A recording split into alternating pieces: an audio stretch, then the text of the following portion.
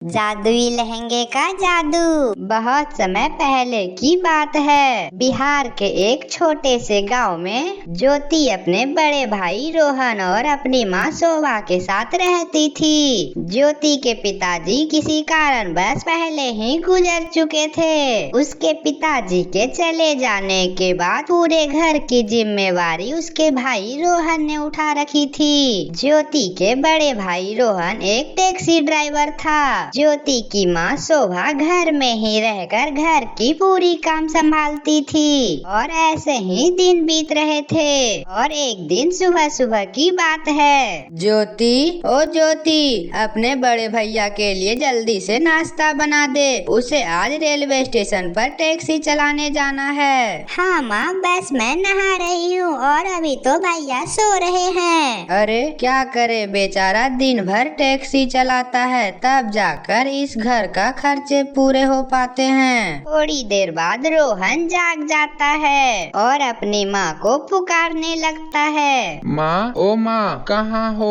आज मुझे जल्दी स्टेशन जाना है क्योंकि आज 1 घंटे में ट्रेन आने वाली है और उस ट्रेन से बहुत सारे पैसेंजर आएंगे। बेटा, आज मैंने पहले से ही पानी गर्म कर दिया है, तू जल्दी से जाकर नहा ले, तब तक ज्योति तुम्हारे लिए नाश्ता बना देगी। माँ, तुम कितनी अच्छी हो, बिना बोले तुम सारा काम करके रखती हो। अरे नहीं बेटा, तुमने भी तो सारे दिन काम करते हो। तुम्हारे पिताजी के चले जाने के बाद घर का सारा खर्चा तुम ही उठा रहे हो। हाँ माँ, बस ज्योति की अच्छी घर में शादी हो जाए, बस हम लोगों का सारा काम और टेंशन खत्म हो जाएगा। इतने में ज्योति वहाँ आ जाती है। क्या भैया, आप तो जब देखो मेरी शादी कराने में लगे रहते हो, मुझे नहीं करनी कोई शादी वादी। अरे भैया, शादी में इतना सारा पैसा खर्चा होता है और हम लोग इतने सारे पैसे कहाँ से लाएंगे? इसकी टेंशन तुम मेरे ऊपर छोड़ दो।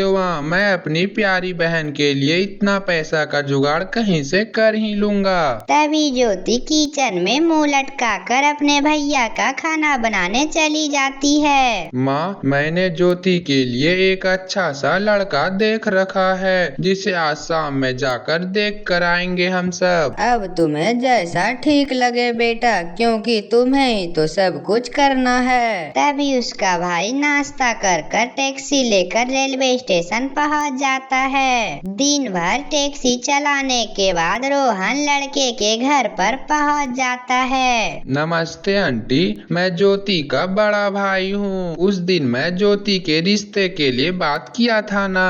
हाँ हाँ बेटा, आओ बैठो और सुनाओ तुम्हारी माँ की हालात कैसी है। वो तो ठीक है, मैं चाह रहा था कि अगर आप एक बार ज्योति को देखने मेरे घर आते तो हम इसी घर में ज्योति की शादी कर देते। हाँ हाँ बिल्कुल, हम तो कल ही तुम्हारे घर लड़की देखने आ जाएंगे। माँ, ओ माँ, जल्दी से बाहर आओ। अरे क्या हुआ बेटा, इतना क्यों चिल्ला रहा है? माँ, कल लड़के वाले ज्योति को देखने अपने घर पर आ रहे हैं। हे भगवान, आपका लाख लाख शुक्र है। रात बहुत हो चुकी थी, सभी लोग खाना खाकर सो चुके थे, पर अगली सुबह होते ही सभी लोग घर की तैयारियों में जुट जाते हैं। अरे ज्योति, अभी तक तो तैयार नहीं हुई, लड़के वाले आते ही होंगे, जा जल्दी से साड़ी पहन ले। कुछ देर बाद लड़के वाले ज्योति को देखने उसके घर पर आ जाते हैं। कुछ देर खाना पीना चलता रहता है। उसके बाद लड़की की माँ कहती है, मुझे तो ज्योति जैसी सुंदर और संस्कारी लड़की ही चाहिए थी, जो कि अब मिल चुकी है। क्यों न हम अगले हफ्ते ही शादी की तैयारी कर लें। बहन जी, वो दहेज? अरे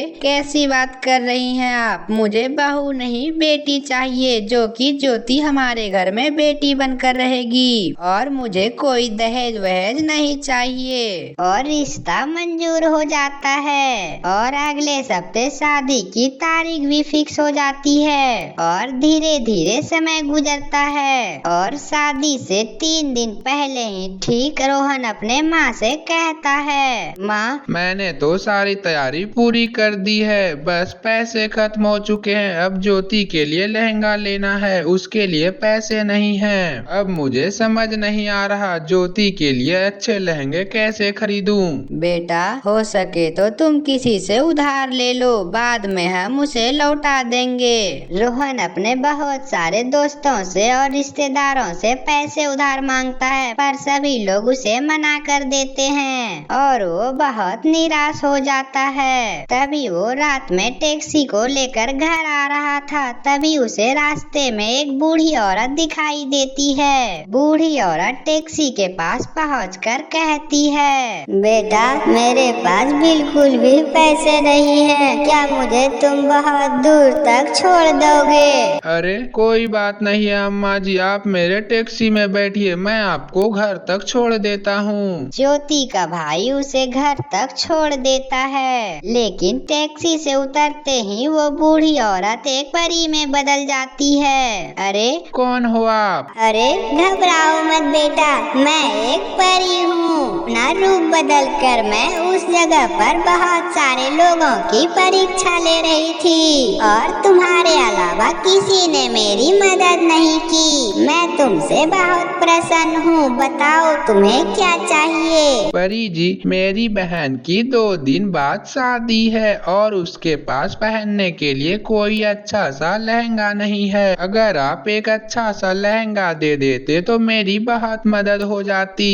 रोहन के इतना बोलने से ही परी जादू से एक लहंगा प्रकट कर कर रोहन को दे देती है। ये एक जादुई लहंगा है, इसे पहनने वाली दुल्हन अपने आप से बहुत खूबसूरत हो जाएगी और उसकी गरीबी भी मिट जाएगी। इतना कहकर वहाँ से परी चली जाती है। तभी रोहन उस लहंगा को लेकर घर चला आता है और सारी बात अपनी माँ और ज्योति को बताता है। रोहन के मुंह से यह बात सुनकर सभी लोग बहुत खुश होते हैं। शादी के दिन ज्योति वो लहंगा पहन लेती है। जादुई लहंगा पहनते ही ज्योति पहले से बहुत खूबसूरत हो जाती है और उसके हाथों में सोने की चूड़ियाँ आ जाती है और उसका घर बहुत सुंदर सज धज जाता है। जादुई लहंगे की मदद से बहुत तरह तरह के पकवान और खाना भी प्रकट हो जाते हैं। थोड़ी देर बाद ज्योति की शादी हो जाती है। ज्योति खुशी खुशी ससुराल पहुंच जाती है। ससुराल में ज्योति की खूबसूरती देखकर सभी लोग दंग रह जाते हैं, क्योंकि उससे सुंदर दुल्हन और उससे ज्यादा अच्छा लहंगा आज तक किसी ने नहीं देखा था।